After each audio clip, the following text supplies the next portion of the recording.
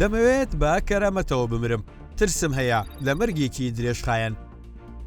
ئەمە وتەی ژنێکی بە تەمەنی بەریتانیە کە دەیەوێت خۆی بکوژێت، بەڵام بەهۆی ئەوەی یاسا ڕێگری لێ دەکات وەکو خۆی دەڵێت ژیانی لێ تاڵ بووە.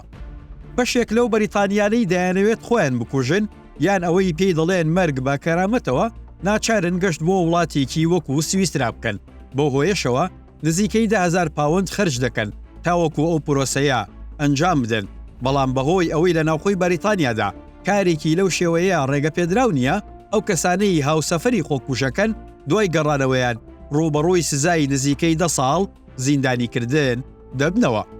لە ئێستادا 200 ملیۆن کەس لە جیهاندا بەپێی یاسا لەلایەن حکوومەتی وڵاتەکانیانەوە ڕێگەیان پێدەدرێت کە بەپێی ڕێکارە ڕێگە پێدراوەکان خۆیان بکوژن. ساڵانە 6,000 کەس بەو شێوەیە کۆتایی بە ژیانی خۆیان دەهێنن. بۆ نمونە تەنها لە ساڵی 2021دا لە کەنەدا زیاتر لە 10,064 کەس بەو شێوەیە کۆتاییان بە ژیانی خۆیان هێناوە.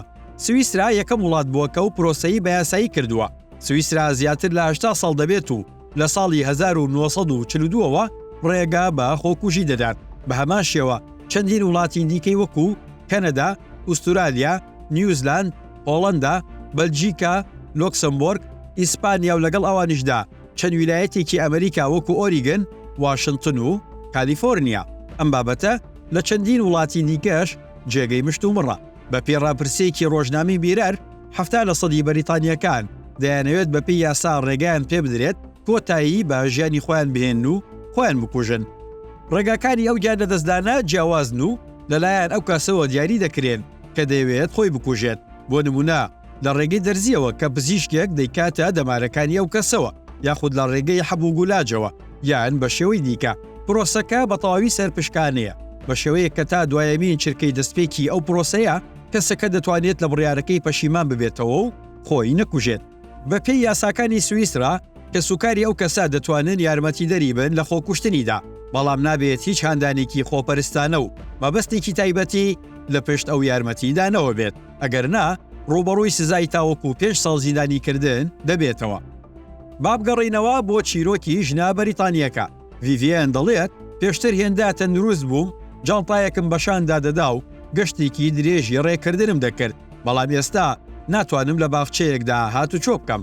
ئەو ژنا کە مامۆستای کیمیا بووە، سەرەتای ساڵانی 50کانی تەمەنی بەهۆی نەخۆشی شەکرە و شێرپەنجەی خوێنەوە ناچار بووە دەستبەرداری خولیا و ئارزۆکانی خۆی ببێت، بەڵام ئێستا کە تەمەنی گەیشتووە بە 79 ساڵ زۆر نیگەرانە لە حکوومەتی وڵاتەکەی کە ڕێگەی پێنادات با کەرامەتەوە بمرێت.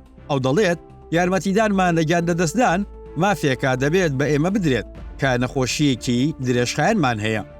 نزیکەی 2 مانگ لەمە و بەرژنە ڕۆژنامەنووسی دیاری بەریتانیا ئێستەر ڕانزێن کە شێرپەنجەی سیەکانی هەیە داوای لە پەرلەمانتارانی وڵاتەکەی کرد دەنگ بدەن بە پرۆژە یاسایەک بۆ مردن بە کەرامەتەوە، بەڵام هێشتا نازانرێت ئایا پرۆژە یاسایەکی لەو شێوەیە لە بەریتانیا پەسەند دەکرێت یاخود ئەوانەی دەیانەوێت خۆیان بکوژن ناچار دەبن گەشت بۆ سویسرا یان وڵاتێکی دیکە بکەن. بەشێک لەوانەی بەو شێوەیە خۆیان دەکوژن دەڵێن چەند مانگێک لە ژیانم ماوە، دەمەوێت خۆم چۆنیەتی و کاتی گیان لەدەستدانم هەڵبژێرم. بۆ چۆنی تۆ چییە لەبارەی ئەوەی کە پێی دەوترێت مردن بە کەرامەتەوە؟